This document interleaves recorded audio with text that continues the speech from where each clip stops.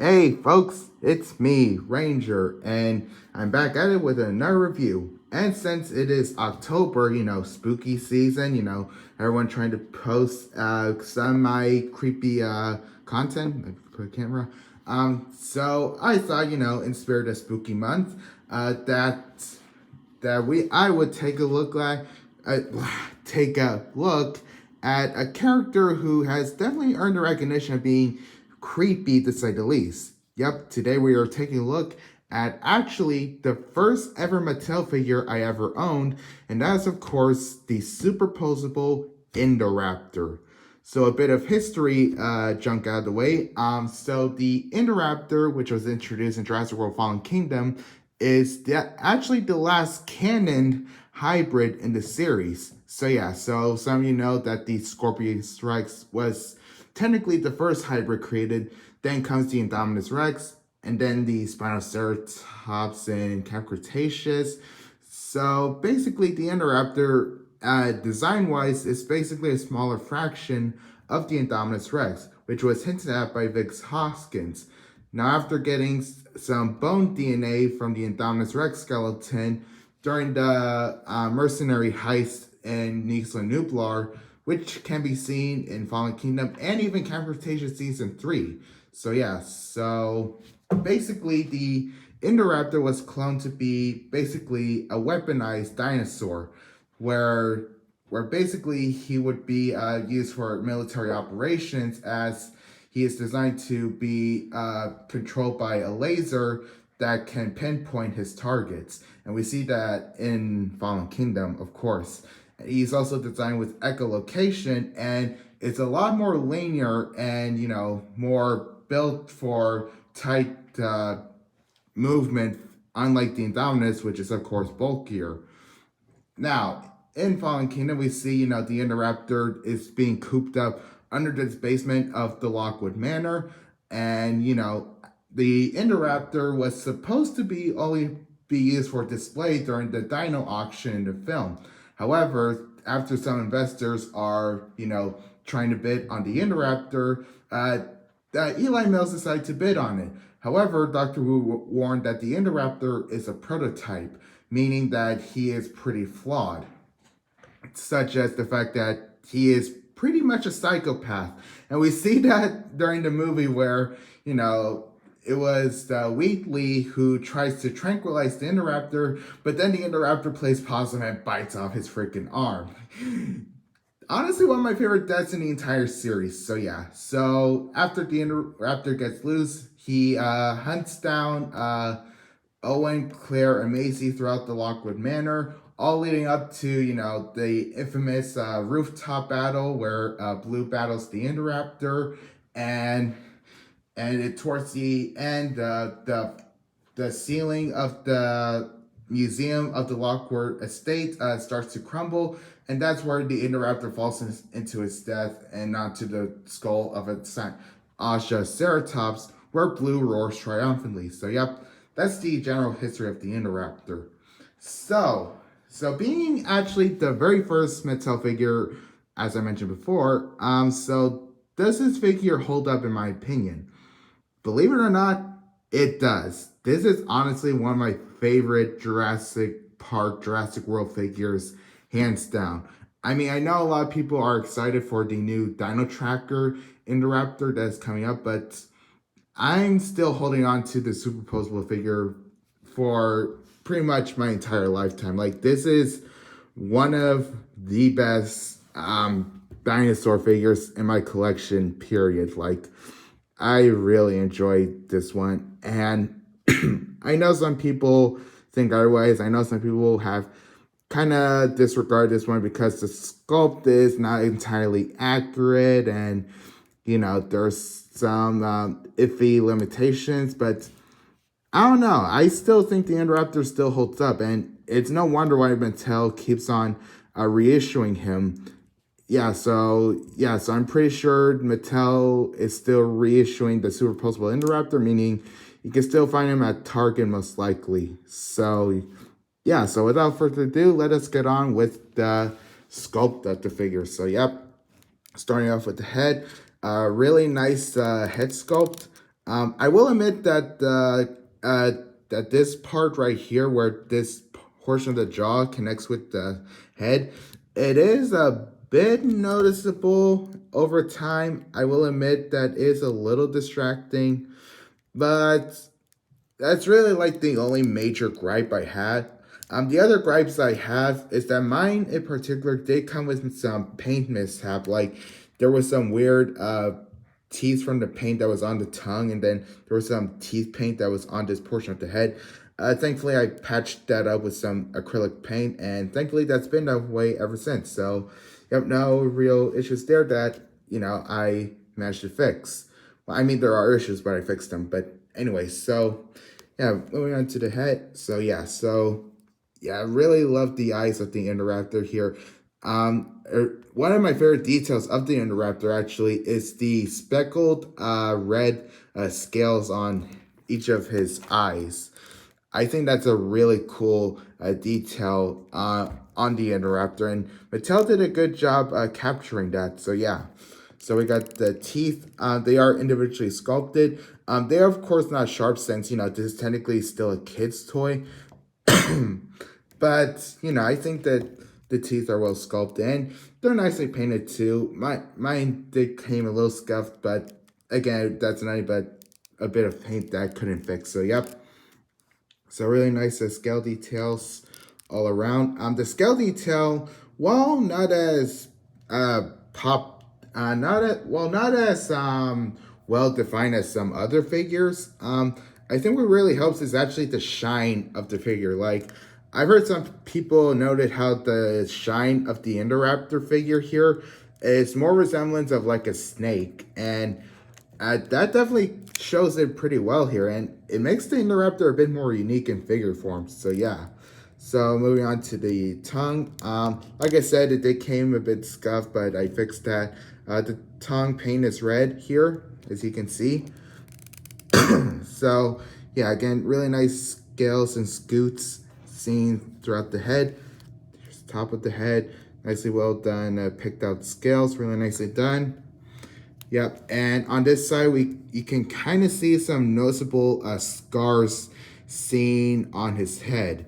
Now it is implied in the movie that the Indoraptor has been stuck under the basement for a while, and I would assume that these scars would not have been received recently. So it might have been scars that he received maybe from some form of abuse and under the Lockwood Estate, which is a little depressing when you think about it, as maybe it's abuse that drove the Indoraptor to be wickedly insane. So yeah, that's kind of dark to think about actually. But yeah, so yeah, and then we got the quills on his head. They are of course a softer rubber, so kids won't get themselves hurt, and they're actually picked out really nicely. So, and I am glad that they actually picked out the quills on this one, unlike the Scorpius Rex, which I'll get into later on. So yep. So then we got the scales here, really nicely done, a bit more plated on the neck, really nicely done, and on the back as well, as we can see more quills on the hip portion of the figure. So yep, really nicely picked out quills here, really nicely done. So yeah, and again, I really love the scale details. It definitely does look like a snake once you look at it up close. It's really well done. It like I said, makes the Indoraptor unique and a bit more eerie when you think about it, considering this is another hybrid dinosaur. So yeah, definitely really picked out. And of course we got the infamous golden stripe on his side, with similar to a blue stripe, ironically.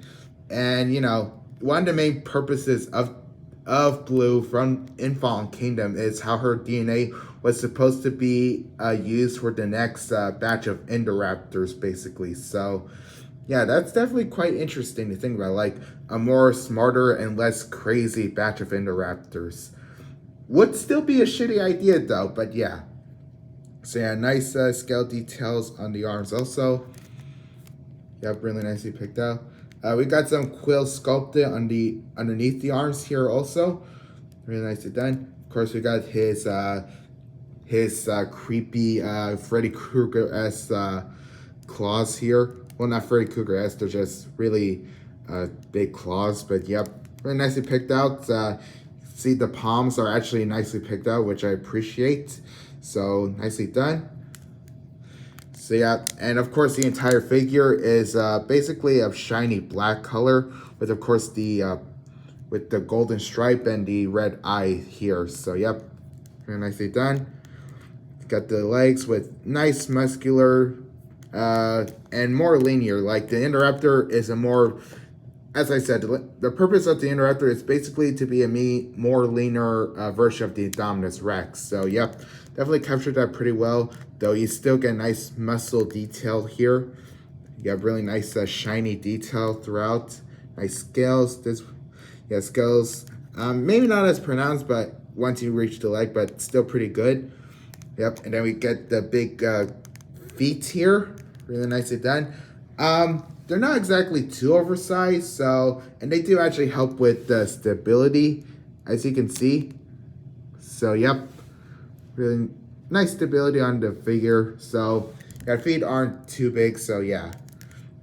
We got nice scoots on the toes here, nicely done. Definitely a raptor-esque, and of course we got the toe claw, since, you know, this is an Indoraptor, so it's technically more raptor than, you know, T-Rex, unlike the Indominus Rex. So yeah, and then of course we got the tail here, you know, nice lean tail picked out, and you know we got nice scoots also, and this is where the stripe stops, and I think that's accurate to the Indoraptor. I think the stripe may have gone a bit more down, but you know, this is, you know, just a kid's choice, so there gotta be some limitations, and you know, it's not too bothersome. So yeah, then of course we got the tail with at the end with some nice scaly scoots detail. So yeah, like I said, the detail may not be as pronounced, but what really helps, like I said, is the more shiny detail. Gives it more of a serpentine-like appearance. So really appreciate that from Mattel for sure. And now let's get on to articulation, which is, you know, one of the main staples of the Indoraptors. So yep, let's get on with the head. So the head, so starting with the jaw. The jaws can move up and down. Really nicely done. And it's not too stiff, but it's not too loose either. So nicely done there. The head can move a 360 and can move back and forth. Nicely done. It's on a ball joint. Actually, I think almost all the joints used on the Indoraptor is on ball joints except for the tail, but we'll get on to that later. And of course the jaw also, but yeah. The neck has really good ball joint movement, really nicely picked out. So, yep, you can move it like so. Get it head bobbing. Yeah, so nice neck movement here. The arms around the shoulder can move in and out as so, and also 360 on both arms. Yep, and the elbows can move in and out. They can also move 360. The claws can move freely, so 360 and in and out. So, and then we got the legs. They too can move 360 if you want to. Well, you have to depend on whether to move the foot, but yeah, 360. And like a lot of Mattel figures, the legs can also go in and out, which is really nice. The knees can move in and out also, and 360. Ankles, 360 and in and out. And the tail, it doesn't move 360, only moves side to side and a little bit up and down on both ends.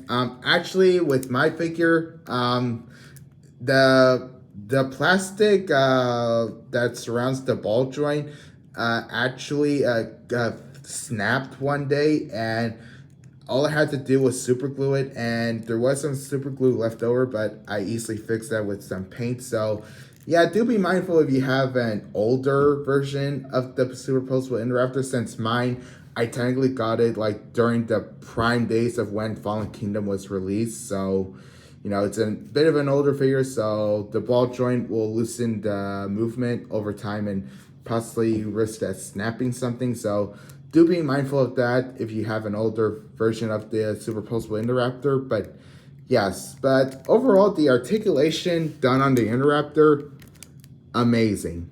Absolutely amazing.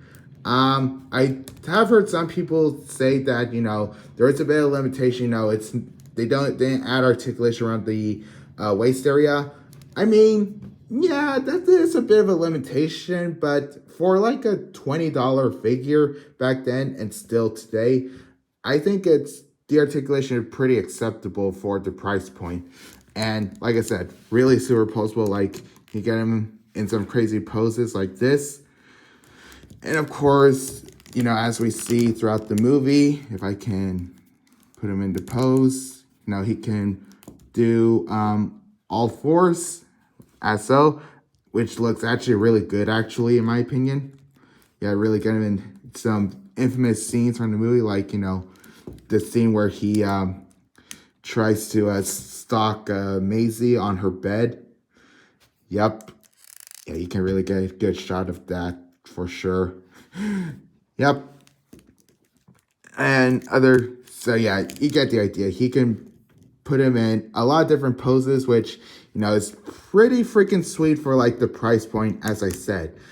And so a bit more before we get into sizing is that fun fact about the Indoraptor is that one of the main inspiration for the Indoraptor is actually Dracula. Yeah, so basically JW Mattel states that, you know, Dracula was a big influence on some of the more scary moments in the film where the Indoraptor is stalking, you know, the characters. And I actually have seen the behind the scenes the behind the scenes extra on the Jurassic World Fallen Kingdom DVD where JW Mattel discusses, you know, Dracula.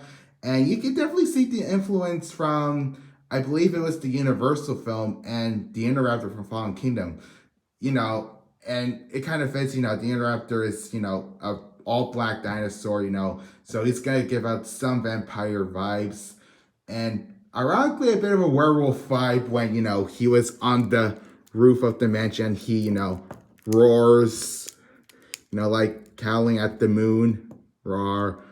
Yeah, so, yeah, and then he was on, you know, the window ceiling where he was creeping up on Maisie like that. Yeah, definitely. Yeah, you could definitely tell that the influence on the Universal monsters was definitely put into the Indoraptor, which is freaking sweet and definitely ties in, you know, the theme of October with spooky month, as I said. But yep, in terms of articulation, pretty good, and just want to give out some small random facts. Right, so let us get on to the size comparisons. Oh yes. So starting things off a bit simple. Here we got, of course, Blue and, of course, Owen. Now, this isn't exactly size accurate because the Indoraptor was a bit smaller. As, you know, yeah, if you can kind of see, you know, you got the scene where Blue pounced on the Indoraptor. Yeah, this is a bit too big. So not entirely scale accurate with, you know, with what the Mattel was trying to promote. And, you know, that's kind of relevant to, you know, certain size sizing they choose with some of the dinosaurs. I mean, their Carcharodontosaurus is a freaking tiny compared to Spinosaurus. Like, what the hell? But that's a story for another day. But yeah, so, but it's not entirely too bad. And, you know, this is still a really good pair up. You know, you can get, you know, not entirely the whole Fallen Kingdom cast, but, you know, pretty good sizing here. So, yeah. Not accurate, but also not too terrible either. So, yep. Moving on. Next up, we got, we of course have to bring out Rexy here. Now, of course, this is definitely not accurate. You know, the Indoraptor would be, you know, a fraction smaller than Rexy since, you know, that's the main purpose. He's supposed to be a fraction of the size of the Indominus. But you can still get some pretty cool battle scenes with the two. get Indoraptor, trying to intimidate against Rexy. So, yeah, not entirely accurate. But like I said, nothing too terrible either. So, at least this is passable to say since they do look pretty fair next to each other. So, yep, nothing too terrible. Not accurate, but nothing too terrible. Okay, and next up, we of course have to bring out, the creature from the past that inflicted the future, you could say.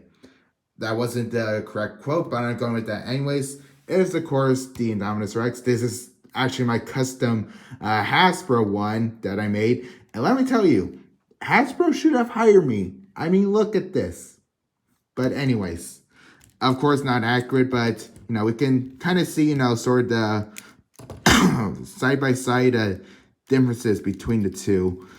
The Indominus Rex, as stated in Jurassic World, has the base genome of the T-Rex, while the Indoraptor has the base genome of the Velociraptor. So it's sort of a role reversal with these two hybrids. So yeah, and you can kind of see, some certain design elements influenced with the two. Both of them have, crooked teeth and, sharp claws and basically designed to be, murderous killing machines. Well, the Indominus not really, but, it was secretly planned by, Wu and Hoskins in the film. So yeah. Yeah, really cool to compare and contrast these two. So yeah. And I'll probably do a video on this girl someday. So yeah. And next up, another hybrid comparison. We of course got the Camp Cretaceous Scorpius Rex. It is particularly the Sounds version. So yeah. So yeah. And I'll probably do a review of this guy someday also. But yeah, so the Indoraptor and Scorpius Rex. So I'll explain this more in his review, but basically, one of the things we feared about Scorpius Rex is that, oh my goodness, it's gonna be a blatant ripoff of the Indoraptor. And while the two definitely look alike, there are certainly some differences. The Scorpius Rex has a more bilisaur snout, while the Indoraptor looks more or less like the Indominus's head. But yeah, and of course, and the claws of the Scorpius Rex figure here isn't accurate. It's supposed to have 4 fingers, but let's talk about that another day. But yeah, so interesting to compare the two. And I actually think this is accurate. The Scorpius Rex was, I want to say, in between the sizes of the Indominus Rex and the Indoraptor. So I think these two look pretty good next to each other. We want to get a battle scene between them. Which, by the way, if you guys actually want to check it out, there is a versus battle between the Scorpius Rex and Indoraptor with Goji Center. They're well known to combat different monsters to get together, and that video between where they compared the Scorpius Rex and the Indoraptor, pretty damn good. I actually highly recommend you guys checking out. But yep, pretty cool to compare these two. Yep. So yep. And I might as well talk about, one thing that I'll discredit the Scorpius Rex figure is that he doesn't have, his more prominent quills that he had in the show. Unlike the Indoraptor, where at least he has quills that are at least kid-friendly. I mean, to be fair, he does have, the quills on his tails, but, he definitely had a bit more on his head. But, that's for a discussion for another day. So, yep. These two look pretty good, cool together, combining, comparing the two of the most creepiest dinosaurs known in the series up. Though, to be fair, I think the Scorpius Rex was a bit more freakier than the Indoraptor, a bit, considering that he's more of a freaker in nature. But, yeah, that's a discussion for another day. Yep. And our last comparison is with another articulated raptor, and it is, of course, get up to stand, the beast of the Mesozoic, Pyroraptor Fans Choice figure. So so interesting comparison as, we got, a raptor figure that is posable, but only $20, while this one goes around at least $40 and $50. So interesting comparison, and, definitely, compare and contrast between a more realistic dinosaur and a more monster, dinosaur in comparison. Definitely interesting to compare and contrast, this guy and, one of the beasts in the Mesozoic raptors. So, yeah, pretty cool comparison here. So, yeah. Oh, and fix that off screen. But, yeah. So, that is it for my review on the superposable Indoraptor. Definitely still enjoyed this guy even after 2018. He's super well done. Really love the posability on this guy. The sculpt is really well done. The paint is really well done. As like I said, I really like the more shiny snake-like texture. Like I said, articulation is really well done. And he looks pretty good with a lot of figures, even if they don't always size up accurately. So, yeah, really enjoyed the superposable Indoraptor. And even if the newer figure come out, I'll probably more likely pass, since this will probably be the one Indoraptor I'll probably need right now, since, I'm not entirely picky on, which dino figures I collect these days. So, yeah, that's it for my review. Thank you guys for watching. Hopefully I can get at least one more Halloween related video up, but I can't make any promises of that. But so if this ends up being the only real Halloween related video I post, actually I do have one more Halloween video ready, but I still need to do a bit more filming. But yeah, that's for another day. So yeah, thank you guys so much for watching. I'll see you guys in the next one.